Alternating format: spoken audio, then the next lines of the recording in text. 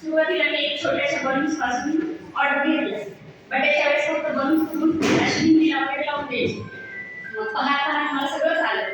मग नंतर रिंगचं घेतलं. रिंग बलून लावून द्यायची. नंतर मग लग्नाची ऑर्डर घेते. आपल्या डोहाळे जेवणाच्या नामकरण या सगळं मी.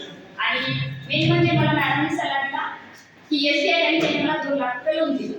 त्याच्यावर मी हे सगळं केलं. आणि मला बरं वाटतं सर की मी माझ्या नवऱ्याची साथ देते. तेवढ्याच ह्याच्यात मी बचत पण खूप चांगली करते. सध्या माझं इव्हेंटचं काम चांगलं आहे.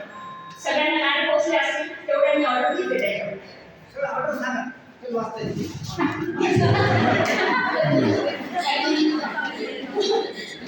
वाचता ते येते असं माझ्या काही एवढं नाही.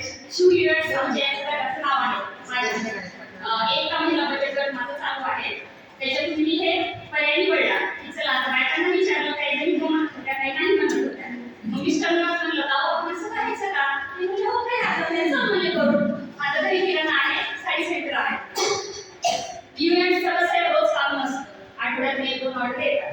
किराणा मी रोज घरी चालवते आणि साडी सेंटर आहे माझं. मग आम्ही दोघांबरोबर चालू केलं हे. तर याच्यात खूप चांगलं आहे.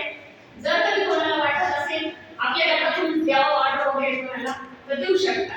माझा नंबर वगैरे आहे त्याच्यावर. डोहाळे जेवणाचे घेते, बड्डेच्या घेते, नामकरण घेते, लग्नाचं घेते, बाकी सगळ्याच घेते. म्हणजे आपलं केटर्स वगैरे जेवणाचं पण आम्ही ऑर्डर घेतो. थँक्यू.